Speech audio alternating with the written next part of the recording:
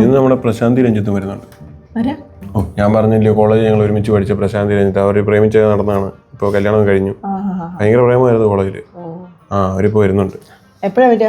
അവൻ കുറച്ച് മെസ്സേജ് ഇപ്പൊ എത്താറായി കാണും. വന്നു എടാ ഈ കയറി പോരെ. എന്തൊക്കെയുണ്ട്? ഓ ഇങ്ങനെ പോകുന്നറിയാ. എന്തോ പറ്റി? എന്റെ സൗണ്ട് ഒക്കെ എങ്ങനെ പോയല്ലോ? ഒന്നും പറയണ്ട മച്ചാനെ, പനിയും ജലദോഷവും 2 ദിവസമായിട്ട്. അല്ല കുടിക്കാൻ ചായ എടുക്കട്ടെ? ചായ വേണ്ട, നമുക്ക് പുറത്തു പോയി ജ്യൂസോ ഷേക്കോ എന്തെങ്കിലും കുടിച്ചാലോ? ഷാദാ ഷേക്ക് ആണെങ്കിൽ ഇവിടെ സാധനങ്ങളെല്ലാവരും ഇപ്പൊ ഉണ്ട്. ഞാൻ പെട്ടെന്ന് സെറ്റാക്കി തരാം. ആഹാ, ഒന്ന് സഹായിക്കാൻ അടുക്കള കയറാൻ പറഞ്ഞ അനങ്ങാത്ത മനുഷ്യനാ. നീ അത് വിട്. നീ പ്രശാന്തി രഞ്ജിത്തായിട്ടൊന്നും അധികം സംസാരിച്ചിട്ടില്ല. നിങ്ങൾ സംസാരിച്ചിരി, ഞാൻ അപ്പോഴത്തേക്ക് സെറ്റാക്കി പെട്ടെന്ന് കൊണ്ടുവരാം. Shake it up, shake it up, shake, shake, shake, shake, shake it up, shake it up, shake, shake. Shake it up, shake it up, shake, shake, shake, shake, shake it up, shake it up, shake, shake. Shake it left, shake it right, shake it left, shake it right, left. Final touch.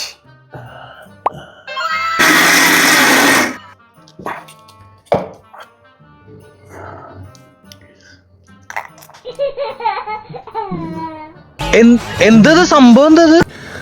അതെ, നമുക്ക് shake പുറത്തുനിന്ന് കഴിച്ചാലോ?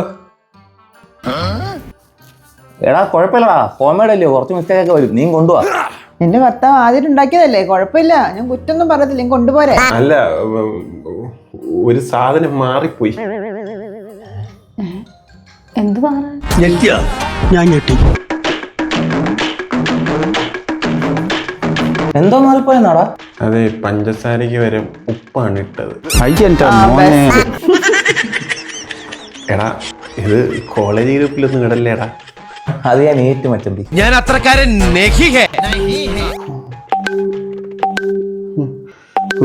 College group. Sharjah shake ഉപ്പിലിട്ടത്. Recipe by മൻമാൻ. എടാ മാറി.